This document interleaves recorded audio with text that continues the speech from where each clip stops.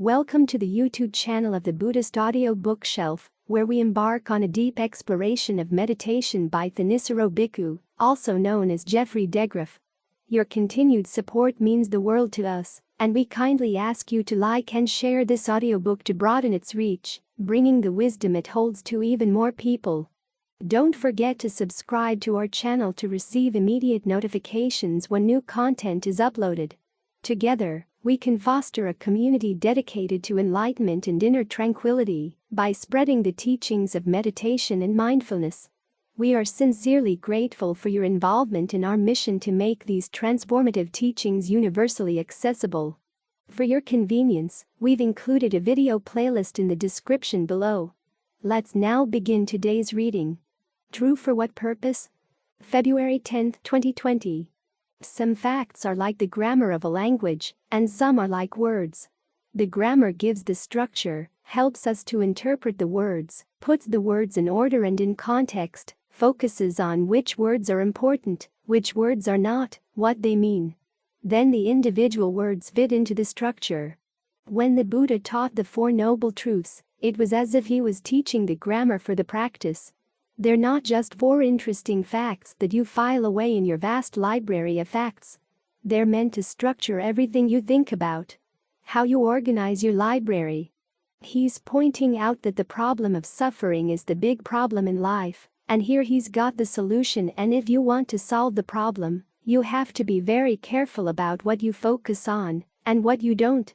You see this in his teaching on questions. Some questions are meant to be answered in a categorical way. In other words, the answer is true across the board. Some are answered in an analytical way, saying that it depends on the situation and how the terms are defined. Some are answered with cross-questioning. The Buddha would question his listeners to make sure that they would understand the general framework of what he was going to say before answering their questions. And then some questions he simply put aside, and these included some pretty big ones. Questions that people were fascinated with, a lot of the philosophy of the time. The reason he put them aside was because they got in the way of solving what he had realized was genuinely the big problem. The same principle applies to the facts we see around us. We're sitting in this room, and there are lots of things you could be thinking about concerning what's going on in this room right now. You could decide that you wanted to count all the atoms in the air, or make a catalog of what books we have over on the shelves and what Buddha images we have on the altar. But that would be a waste of time. Especially if you think that your purpose is to put an end to suffering. You want to focus on your own mind. You want to focus on your own body as you feel it from within, to get the mind to settle down. This means you have to be selective in what you focus on, and also in what you say to yourself about it. You could be commenting on how your mind is not settling down and how you're a miserable meditator. Or you could be commenting on how this time you were able to stick to 5 breaths, so next time let's try for 10 or 15. In other words, you could talk to yourself in a discouraging way or an encouraging way. It's up to you. The question is, what purpose is being served? It may be true that you're not doing well in the meditation, but what is that truth for? What does it help? This principle applies throughout the practice. When you're following the precepts, you could focus on the things that you're missing out on because you can't lie, can't steal, can't kill, can't have illicit sex, can't have intoxicants. Or you could focus on how much better your life is because you're not doing any of those things. The same with the concentration. You focus on the breath, you talk to yourself about how the breath can be comfortable here, it can be comfortable there. There may be parts of the body that are in pain, but you don't have to focus on them. You focus on the parts that you can make comfortable. Get them on your side. Then, once you have them on your side, you can deal with the parts that are not so comfortable. In some cases, you can actually make the pains go away. In other cases, the pains don't go away, but at least you're not tensing up around them, making them worse. You spread the comfortable breath energy through those parts of the body, so that when the time comes to analyze the pain, you've got a good place to go, in case you're not getting anywhere with the analysis.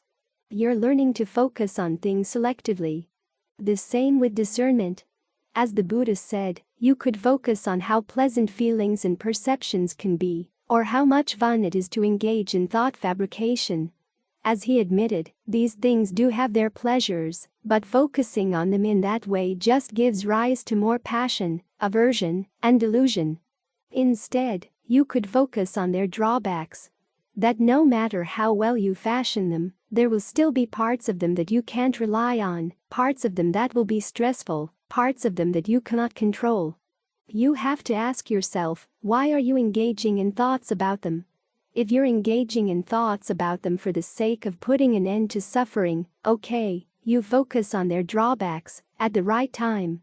When you're trying to get the mind into concentration, though, you focus on the ways in which you can, at least to some extent, get them under your control, get them to be constant, get them to be easeful. So you have to learn how to select your truths. Even as you go through the day, the same principle applies. In dealing with other people, you could focus on the ways in which they show disrespect to you, or you could decide that that's not important. After all, there have been times when you've had disrespect for them, it's only natural that they'll have it for you. If you can think in those terms, it's a lot easier to let the issue go. You have to remember that all perceptions give only a sketch of reality. Every way in which you represent the truth to yourself has its false side. You have to simplify things for your purposes. This is what they call the pragmatic approach to truth. You focus on truths that serve a purpose. If they don't serve a purpose, then no matter how wonderful they are, why bother? If they do serve a purpose, and even though it may be stressful to think about certain issues because they require that you think and work and put forth an effort, still, if they serve a purpose, it's worth it.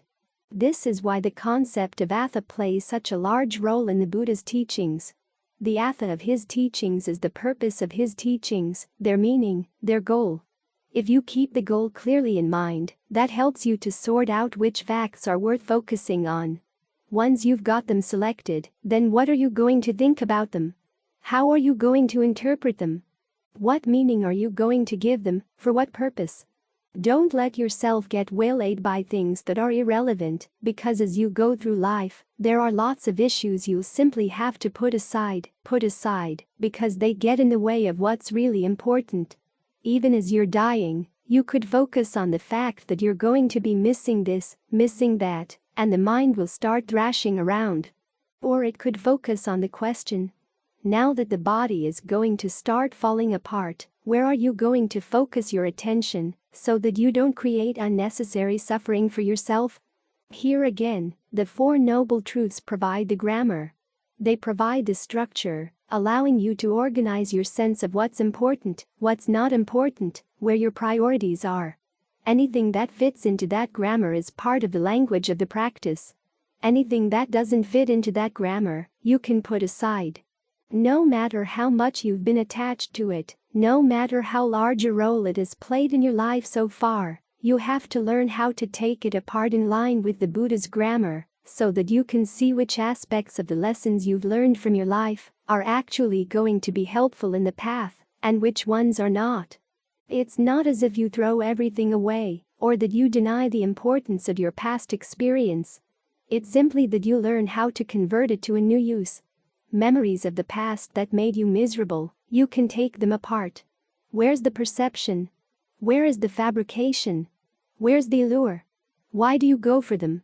What gets accomplished by them and what are the drawbacks? As you take these things apart, you begin to get a new perspective. You'll think in terms of the principle of karma. This is a huge back and forth that's been going on for who knows how long, and then the desire to get something brought to closure, to get something resolved, starts to seem meaningless. That's when you've used that particular story, that particular narrative, for the sake of the Dhamma. When you develop that sense of samvega. So think about the Buddha's grammar and how all the different things you're focusing on either fit or don't fit into that grammar. It's like any language. It's very good for expressing some things, and not so good for expressing others. This one is good for expressing the truths that lead to the end of suffering. There's no better language for that purpose than this. As you look at everything else, reject what doesn't fit into this grammar and take on only what does. You'll find that it really does serve a purpose, and you'll be glad you took it on. As for the things you've had to let go, you'll be glad you were able to let them go. There will be no lingering regret. Serial clinging is still clinging. September 14, 2020. There was a book several years back on the topic of the Buddhist attitude toward desire. The author was making the point that our problem is that we cling to the objects of our desires, but if we could have a desire without clinging to the object, we'd be fine. Of course, that's the recipe for a serial sex offender. You keep on desiring. First you have one object, then you don't care about it anymore. You find another object, and then don't care about that anymore. This could go on without end. The author had everything backwards. The desire itself is the problem. The fascination with thinking about sensual objects. That's what we cling to. The particular object may change. Sights, sounds, tastes, smells, tactile sensations. And look at the mind. It runs all over the place. It's not so much attached to the objects as it is to the planning, the fantasizing. And even there, the plans and the fantasies may change. Clinging to sensuality doesn't mean that you hold permanently to one fantasy or one plan. It means you hold on to this or that activity long enough to feed on it. Then you go looking for something else to feed on. The same holds for the other types of clinging. Clinging to views, clinging to habits and practices, clinging to doctrines of the self. Clinging to views doesn't mean you have a fixed view that you hold on to all the time. You hold on to one view, and then you can change it. You hold on to the next one, you change that, hold on to another one. You can't avoid view clinging by just wandering around with different views or by claiming to be view fluid, saying that you don't have any particular view you hold on to all the time. The fact that you hold on to one long enough to base an action on it, that's clinging enough. The same with habits and practices. You can change your habits and practices, your ideas of what you should and shouldn't do, believing one thing today, another thing tomorrow. It's still clinging. The same with doctrines of the self. You can have different ideas of who you are. You already go through the day with different ideas of who you are. Sometimes you identify with your body, sometimes with your feelings, sometimes with your perceptions, your thoughts, your consciousness, or any combination of these. If you were to draw a picture of your sense of self, it would be like an amoeba, changing shape all the time. It all still counts as clinging, because the Buddha's not telling you, wander around with your ideas about what should and shouldn't be done, what the world is like, who you are. It'd be hard to follow a path of practice that would amount to anything if it were so shifty. So you can't avoid clinging simply by changing your mind all the time. You're just turning into a serial clinger. Because what do? You need to have some views about the world, some views about what is appropriate and what's not, who you are in terms of whether you're capable of making a change in the world, making a change in your experience. You have to have certain views about these things, and you have to hold to them if you want to behave in a consistent manner. That way, you can focus on a goal and work all the way to that goal. The solution is not to keep changing your views. The solution is finding views that get you to act in the right way consistently, until you reach the threshold to the deathless.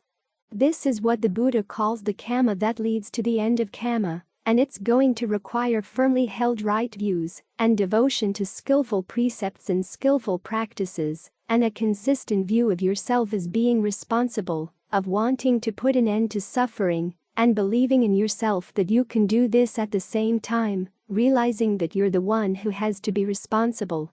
So the way out of clinging actually is holding on to certain views, certain habits, certain ways of defining yourself that are skillful. This kind of holding on is part of the Buddha's strategy. You have to remember that discernment is always strategic. The Buddha's not just describing the way things are for the sake of the description. He's telling you, think in these ways, up to this point, and then you're going to have to abandon those ways. But in the meantime, hold on and be consistent. Now, the only clinging that the Buddha doesn't leave room for in the path is clinging to sensuality.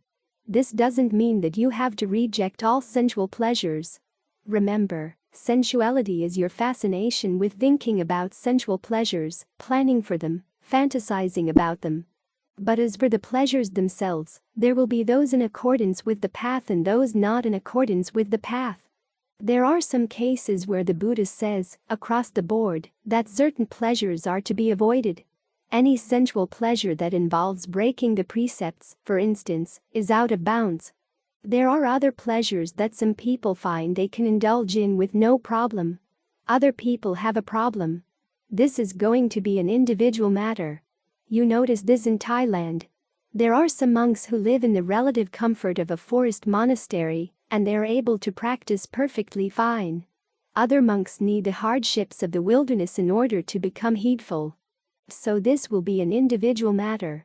As the Buddha said, any pleasure that accords with the Dhamma, any pleasure where you notice that, as you follow that pleasure, skillful states develop in the mind, unskillful states fall away, that pleasure is perfectly fine. The pleasures to watch out for are those where, if you indulge in them, skillful states deteriorate and unskillful states grow. Those pleasures you've got to stay away from. So you've got to look into your own mind and be honest about what sensual pleasures are doing to it. But with the other forms of clinging, the Buddha gives you skillful ways of clinging for the purpose of the path, realizing that you'll have to let go at some point. Ajahn Mahabua gives a nice analogy. He says it's like climbing a ladder to the roof of a house. You hold on to one rung with one hand, and then you hold on to the next rung with the other hand. You don't let go of the first rung until your second hand is securely on the higher rung. Then you let go of the first rung, and you stretch your first hand up even higher. Once you firmly grasp the next higher rung, you let go of the second one, and so on up. When you get off the ladder and you're on the roof, that's when you let go of the ladder entirely. But until that point, you've got to hold on. The Buddha once was teaching Ven. Ananda, going through a list of the different stages of concentration, starting with the fourth jhana and going higher, talking about how when you get to the highest level of concentration, you realize there's a pure state of equanimity. As long as you're attached to that equanimity, you won't be able to gain awakening. But if you learn to see that it, too, is inconstant, stressful, and not self, you learn to let it go. Then you can be free.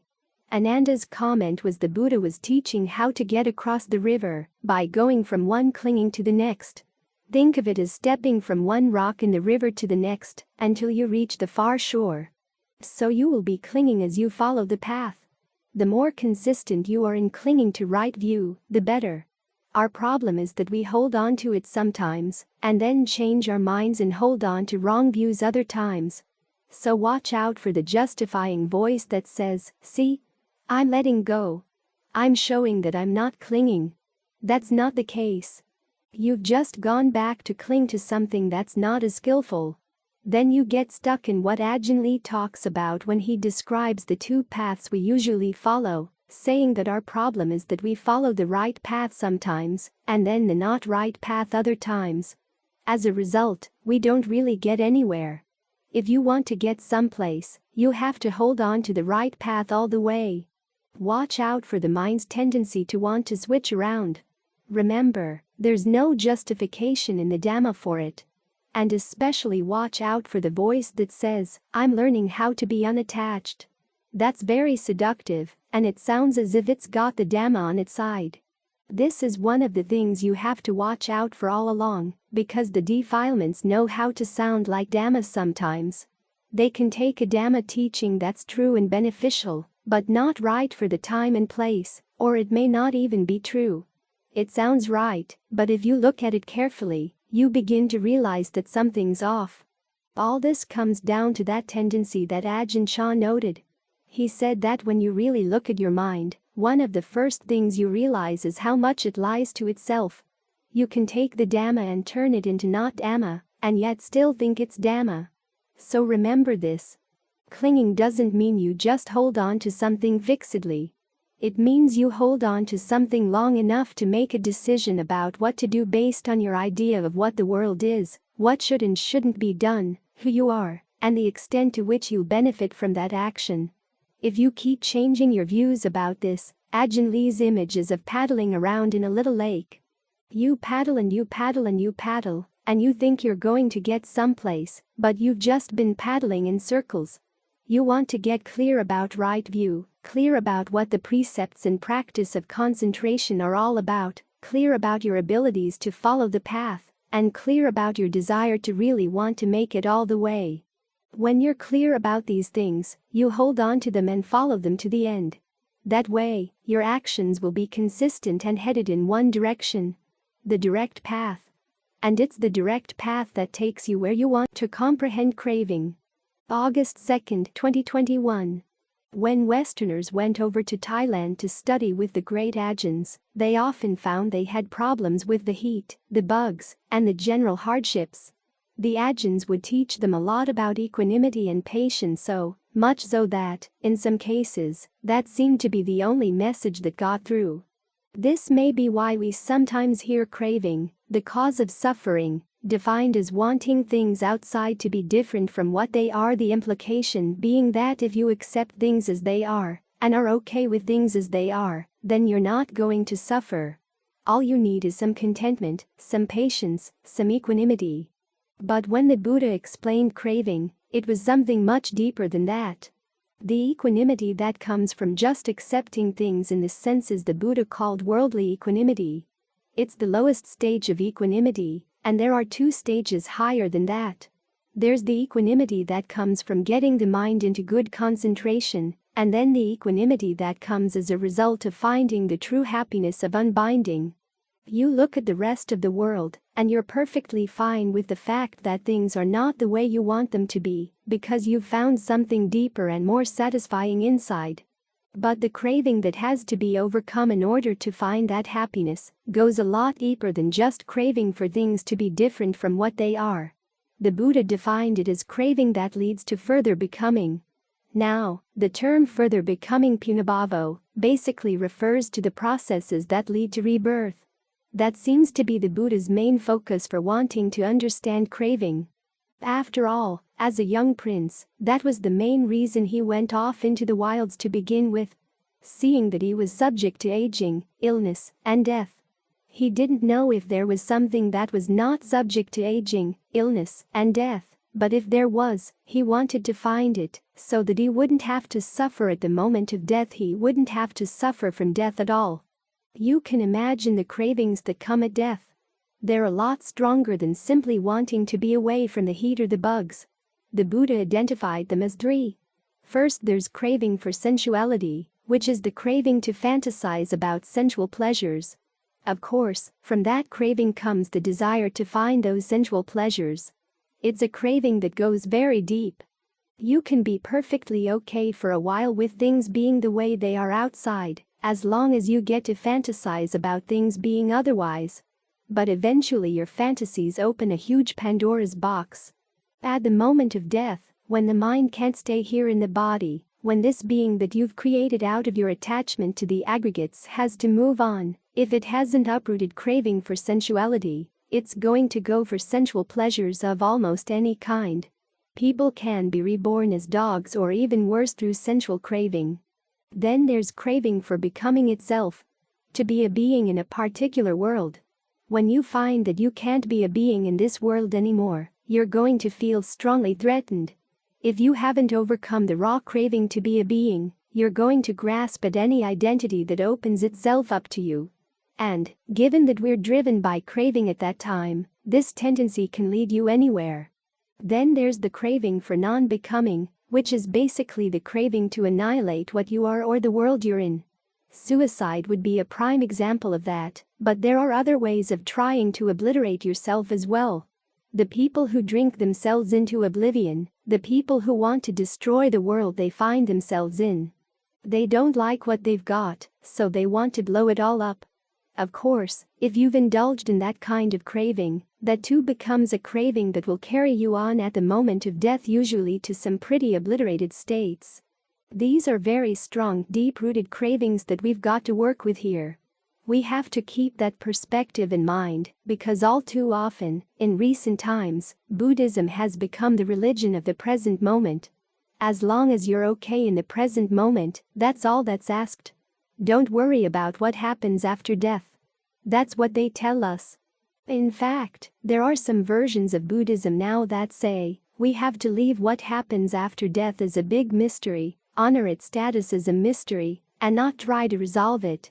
But the whole point of the Buddha's teaching was to bring light to that mystery and clear it up. He didn't want to leave any stone unturned. After all, he was the Buddha, the one who knows. And one of the things he came to know in his awakening was how beings die and are reborn in line with their actions. Their actions, of course, are driven by their cravings. We come to the present moment not because it's the goal of the practice, but because it's the place where we get to work on the skills we'll need at the moment of death, so that we can see and master our cravings clearly right here, right now. This is one of the reasons why we create this state of becoming, this state of concentration. You inhabit the body, fully inhabit the body. Don't let there be any ectoplasms of your mind leaping out anyplace else. Be aware of your head in your head, your hands in your hands, your feet in your feet. In other words, try to give all your awareness of the body a sense of equality. No one spot has to take predominance over the others. Or if there is one central spot, it shares the spotlight with everybody else. You fully inhabit the body.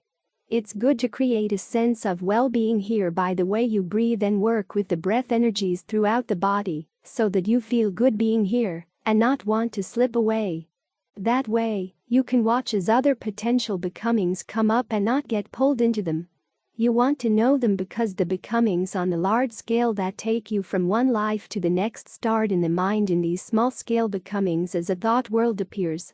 There's usually some drive to go into it. Watch out for that drive. Try to nip it in the bud. You'll find that the mind starts complaining, can't I have a little bit of pleasure? Can't I have a little bit of whatever? You have to regard it in the same way that Ven. Sundara Samutta regarded a vision he had. He was doing walking meditation one day, and he had a vision of a beautiful woman standing at the end of the path, inviting him to disrobe, saying, as long as you're still young, you should enjoy sensual pleasures. Wait until you're old. Then you can come back and become a monk, and I'll become a nun.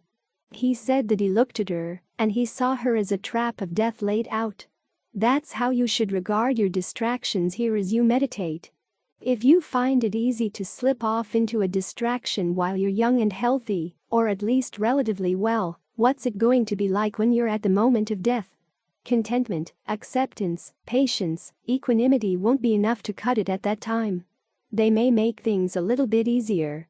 The people who accept the fact that they're dying have a huge advantage over those who refuse to accept it. But there's a lot more that needs to be done beyond acceptance. You have to comprehend craving, which means ending all passion, aversion, and delusion around it. We talk about the different duties with regard to the Four Noble Truths, and that the duty with regard to craving is to abandon it, but there's one passage where Ven. Gavampati says he heard it from the Buddha that you should try to comprehend all four of the Noble Truths. After all, how are you going to abandon craving until you comprehend it? And of course, it's in developing the path that you come to comprehend the path. So look at this as an opportunity to understand your cravings. These are the things that will carry you on, and they mean business. They may seem playful, lots of fun. But they can lead you into all kinds of places where you don't want to go. Think of those Brahmas in one of the stories about how the universe evolves. After the previous universe had devolved, there were some Brahmas staying way up in the higher heavens. When the new universe begins to form, they come down to check it out, and they move along over the waters, lit by their own luminosity. They see a film on the water. They say, "What's that? It looks delicious." One of them, a little more wanton than the others, tastes it with his finger. And he says, "It tastes like a combination of ghee and wild honey."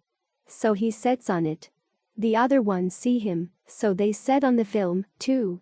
They start eating and eating and eating it, breaking it up with their hands. As they do, they lose their luminosity. That's the beginning of the fall. This is symbolic for the way in which a lot of becoming seem appealing at the beginning, and part of the mind says, well, hey, what about this? Haven't tried this one in a long time. Then you fall for it. And you really fall way down. The more you go after it, the more you change in a worse direction.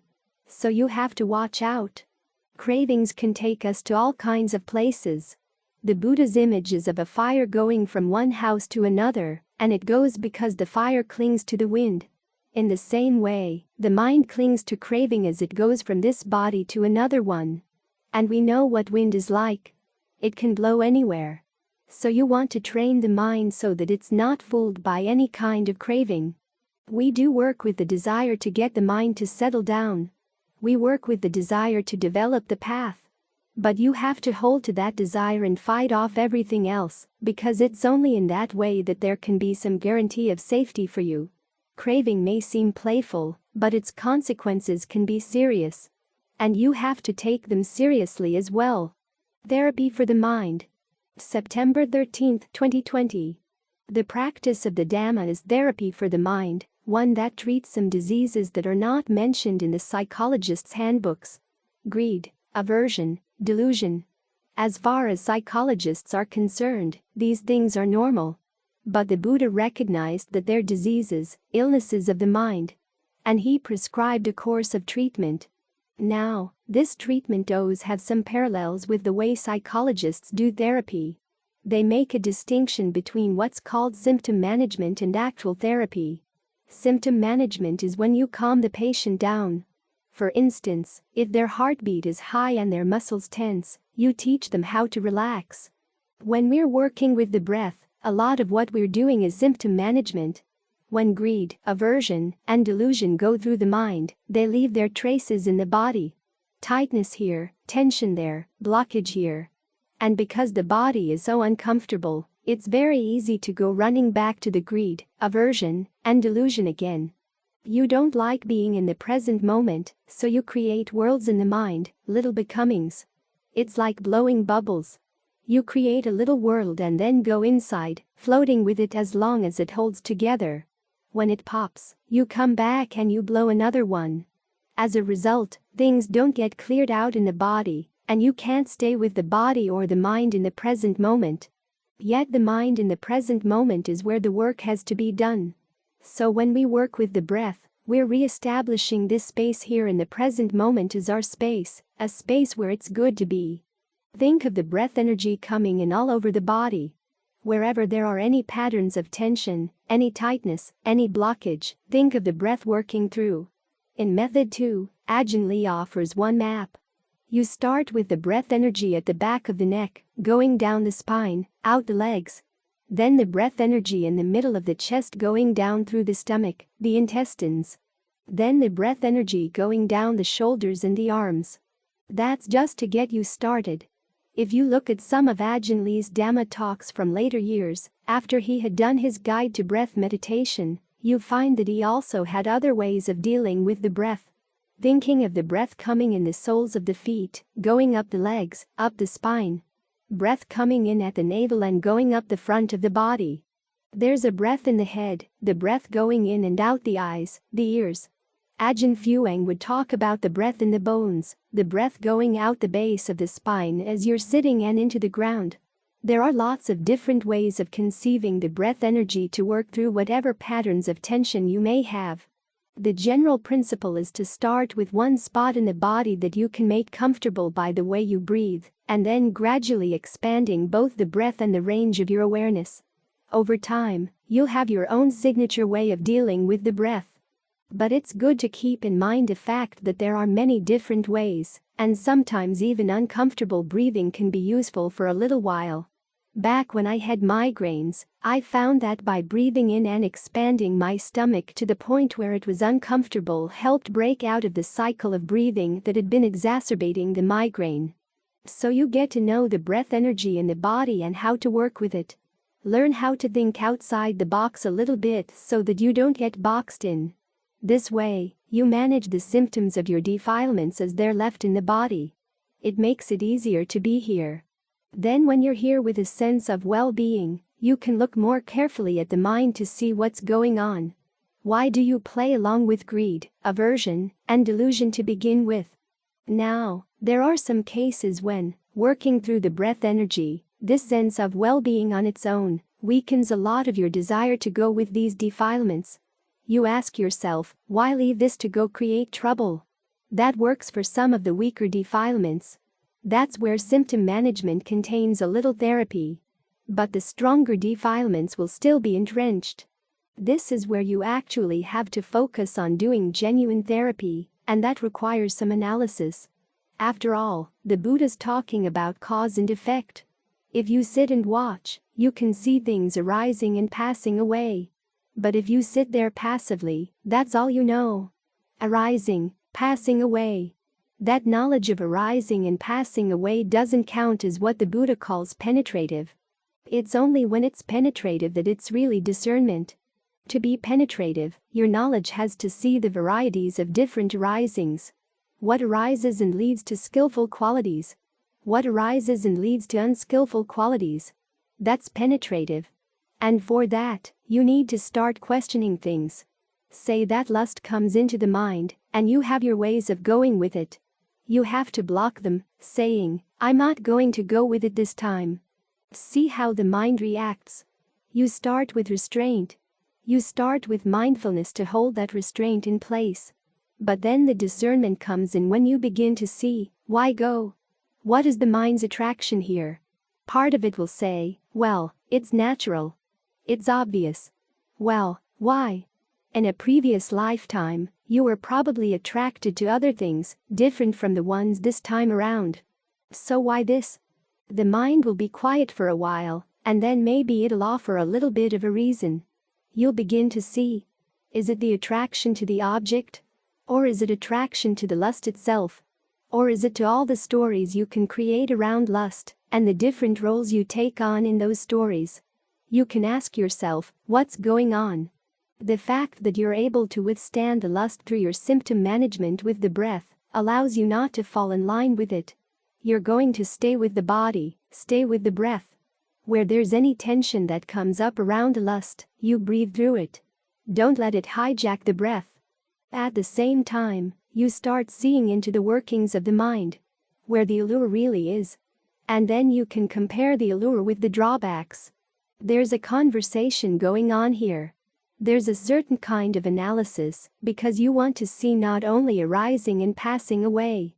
You also want to see what the Buddha calls origination. He tends to use the word origination to talk about things originating in the mind. What in the mind is causing us to cling to the aggregates? Well, there's delight. There's an attitude in the mind that welcomes them in. That's the origination, and that's what you're looking for, because you want to see what in the mind is causing all this. When you can take it apart and attack the problem at the causes, that's when the real therapy happens. So you're dealing largely in verbal fabrication here, having a conversation with the mind, watching also, though, for mental fabrication. The little blips of perceptions or feelings that are used to justify going with a particular defilement, your lizard brain's contribution to the whole conversation. The lizard brain may not be articulate, but it is powerful. Still, there will be a conversation going on in the mind. You have to learn how to run that conversation in such a way that you're in charge, and you have a very clear sense that the defilements are something else. They're not self. You've sided with them and identified with them for who knows how long, but now you're drawing the battle lines in a different way, and it'll take a while to get used to the new lines. And don't think that the thinking that's involved in this is a distraction. Yesterday I had a class where someone complained that the analysis of the topic of the class, which was the different kinds of clinging, was awfully intellectual, and that was when I was keeping the terms of the analysis as simple as possible. But it shows that a lot of people come to meditation hoping not to think, hoping that by not thinking, they will solve their problems. But you look at all the Buddha's teachings. They're obviously not the result of a mind that didn't think. He thought, he questioned, he observed. His thinking wasn't abstract thinking. It was thinking around the issues of what's happening right here, right now. What am I doing right here, right now? What's originating in the mind right here, right now? And what's the process of running with a defilement? What are the steps? If you don't think about these things, you're not going to see them. You have to ask those questions. And it's in the asking of the questions that the possibility of therapy comes up, that you can get the mind to be not so inclined to go with its diseases, that it can get closer and closer to what the Buddha would call genuine health. After all, it is possible to find in the mind something that's not fabricated, where there's no bodily fabrication, no verbal fabrication, no mental fabrication. But to see that, you've got to clear the fabrications away. And what do you use to clear them away? You use fabrication, the fabrications of the path. As you clear fabrications away, you find something of real value inside. This is what makes it all worth it. This is the state of health. The Buddha calls the first glimpse of this the arising of the Dhamma eye. What does the Dhamma eye see? All that is subject to origination is subject to passing away. Notice, it doesn't say, all that arises. It says, all that is originated, in other words, originated from things coming out of the mind. You're watching. This is what's been coming out of the mind. That's one of the more striking things about that experience. Realizing how much of your experience is generated in the mind, fabricated from the mind. And the state of mind that we're talking about, the one that sees all that is subject to origination, is one that has also seen something that's not subject to origination, and therefore is not subject to passing away. When Zariputta had his first experience of the Dhamma eye, he went back to tell his friend, Moggallana. Moggallana saw him coming from afar, and he noticed that Zariputta looked different from how he looked before. So he asked him up front, have you seen the deathless? And Zariputta said, yes. It's in the seeing of the deathless that you would then look back on all that is originated, realizing that you'd stepped out of all that is originated. So we're looking at what originates in the mind. That's the focal point of our analysis. That's the focal point of the therapy, because the diseases originate in the mind. In the path of discernment, built on all the factors of the noble path, the discernment is what does the actual therapy. That originates in the mind, too. It needs to be nurtured, needs to be protected. You have to learn how to side with it more and more, with what the Buddha calls one of the customs of the noble ones, which is to delight in abandoning, and to delight in developing. You learn how to delight in abandoning your attachment to the mind's old familiar diseases, to recognize them as diseases, and then to delight in developing the qualities that can outwit them. After all, the defilements have their reasons and their clever tricks. They have their strategies for making you fall for them. One of them is, of course, the idea, well, it's only natural that the mind has these things. But take that phrase and turn it around. You say, that's all it is. It's just natural. But there's also something better than natural. The defilements may say, just a little bit of lust or anger, it's not going to hurt. This practice is so demanding. Can't I have a little bit of pleasure? I'll let you keep coming back that way, coming back. You have to say no. So you have to learn how to fortify the healing voices in the mind, and recognize them as healing. The work of discernment is for the sake of your true well-being, even though it requires going against the grain. But then what is the grain? The grain is only natural.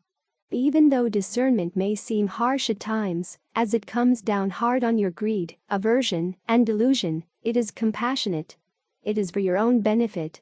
It is therapeutic. It's for the sake of recognizing the diseases of the mind for what they are, and actually curing them. We're not just managing the symptoms. We're finding the root cause of the disease and uprooting it. Then we put aside everything, including our tools for uprooting, so that we can enjoy true health. Try to keep this perspective in mind. Non-verbal discernment. September 11, 2021. There's a passage where the Buddha says that if you want to master jhana and get really good at right concentration, you need both tranquility and insight. In other words, you don't just force the mind down. If you want the mind to be willing to settle down, you have to understand its causes and effects, what works, what doesn't work, remembering that the insights you use don't necessarily have to be verbalized. After all, think about it. Insight has to do with value judgments: what's worth doing, what's not worth doing, what gets good results, what doesn't get good results. Sometimes you know these things without having to verbalize too much. When you're cooking food, you know when something is done. If something is not quite right with the sauce or with whatever you're making, you have an idea of what needs to be done, and some of that's not very verbalized. When you taste it and it's just right, that's all you need to know, just right. You're done. You're ready. This is one of the reasons why Ajahn Lee often talks about meditation as being like a manual skill. The knowledge of a manual skill is often very unverbalized. When you're planing some wood, for example, your sense of what's just right, the right amount of pressure to put on the plane as you run it along, how deeply to cut, is not necessarily verbalized. You have a sense of what feels right. Well, it's the same with settling the mind. Get a sense of what kind of breath feels right for settling the mind, where you want it focused, how broad you want your focus to be. Some people will verbalize this more than others, but the important thing is the skill. And remember, it took a Buddha to come up with the vocabulary that we use for our meditation. There have been a lot of people who gained full awakening, like the private Buddhas, who couldn't formulate the Dhamma. They sensed their way into awakening, recognized it when it came, but couldn't put it into words. Or you can look at the different forest ajahns. Some of them are people of very few words who don't explain much, others are very articulate. But just because someone is articulate doesn't mean that his or her knowledge is better than someone who's not articulate. After all, freedom is not a matter of words. It comes from seeing things that you're doing for the sake of happiness, realizing that they're not getting the results you want, and thinking of other things you might do instead. That kind of value judgment is not necessarily verbalized, but it is discernment. As you work with the mind, try to get a sense of it. How much pressure you can put on it, how much pressure you put on the breath, so that you can stay with the breath, but you don't force the breath too much. If the pressure isn't right, the mind won't settle down. If there's too much pressure on the breath, you feel confined. If there's too little, you float away. So, how can you stay with the breath consistently? And how can you keep the mind happy to be there consistently? The mind likes a lot of variety, and you have to train it to like being here in a very quiet place. It's like being a watchman in a forest. You're up in the watchtower alone. Some people go for that job simply because they like being alone, but after a while they get hungry for human companionship. If someone comes to visit, though, you can't let your vigilance down. You have to keep an eye out on the horizon, all around, because if any fires get started, you want to see them right away. The more quickly you see them, the easier they are to put out. So you have to develop a skill. The skill of being quiet and being happy to be quiet. You can play around with the breath, but then as the breath gets more and more subtle, there comes a point where if you really want to get the mind to settle down, you have to stop playing and just be with an all-around sense of the body, very much one with the breath. Fortunately, the breath gives you a reward when you do that.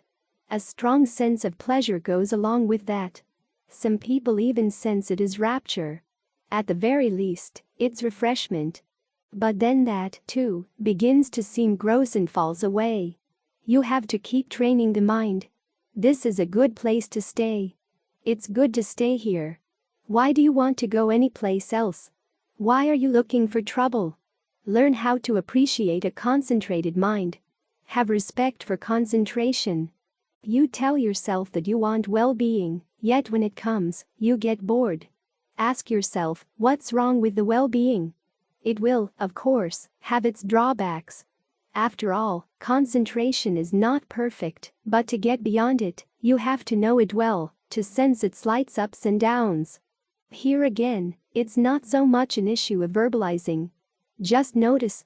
When does the stress go up? When does it go down? When it goes up, what did you do? What perception came? What feeling came in? When the stress level goes down, what perception did you let go of? Those are things that you feel your way into.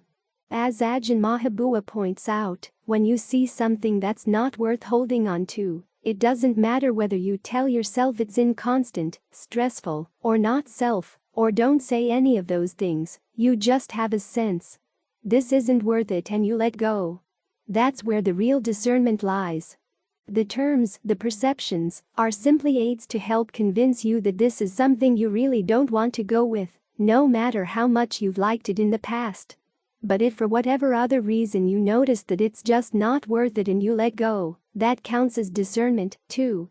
Part of our problem is that we understand knowledge as having to be in words.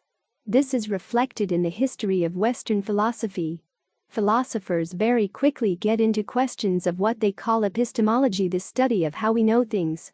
And the basic paradigm for this approach is how we look at things, realizing that we formulate a lot of assumptions about them in order to deal with them. After all, your visual field is your most active sensory field. There's a lot of verbalization that goes on simply in trying to figure out if you see something. Is it true or is it not true? Is it a mirage? How do you test? Whereas in Indian thought, especially prior to the Buddha, the basic paradigm was not the act of looking at something, it was the act of eating. This, they said, was the basic function of a human being, of any being. Eating. The Buddha himself said that this was what we all have in common. All beings need to feed. When you're eating something, it's not a question of whether that thing exists or not. The fact that it's filling you up, that's fulfilling a function. The questions: is it healthy for you? And will it be good for you in the long term? Those are a different series of questions, and questions like that don't have to be verbalized so much. Part of the issue revolves around whether the food tastes good or doesn't taste good. Even if you don't verbalize it beyond saying, "This is horrible," you spit it out. With other things, you have to be more careful. Something may taste good, but it may not be good for you. That's a whole different set of questions. But remember, a lot of eating is non-verbal, and yet a great deal of discernment goes into what you should and should not eat. What this gets down to is what the Romans called the difference between scribe knowledge and warrior knowledge. Scribe knowledge had to be expressed in words. It was a matter of definitions. Warrior knowledge was simply a matter of knowing your skills, knowing your weapon, knowing your enemy. And as you know a weapon, know an enemy, or know your horse or your other aids as you fight, sometimes you have a sense that your horse needs to rest. Well, how do you say that to yourself? You just know. Sometimes you get a sense of how to use your weapons, you get a sense of what your opponent is like. Often this sense is not verbalized, but it counts as knowledge. Even if the only war that you're engaged in is doing battle with food in the kitchen, it's the same sort of thing. You get a piece of food. What do you do with it? How does it need to be prepared until it's done? When it's done, how do you know it's done? You have a sense. It's the same with the mind. Have a sense of when it's ready to settle down. Have a sense of when it's beginning to get unsettled. That kind of knowledge deals with cause and effect. Which causes are worth going with, which ones are not, based on the effects. That's where the insight lies. In alignment with the teachings of the Buddha, we emphasize the profound importance of sharing wisdom far and wide. We've made this extensive 1,000-page work accessible in audio format, and the responsibility to further this noble cause now rests with you. Through your subscriptions, likes, and the sharing of our content, you play a central role in the widespread dissemination of these teachings, which can benefit numerous others. Let's continue the timeless tradition of spreading knowledge and nurturing mindfulness for the betterment of humanity. We wholeheartedly invite you to join us in this endeavor, and together, we can make a profound and positive impact on the lives of many.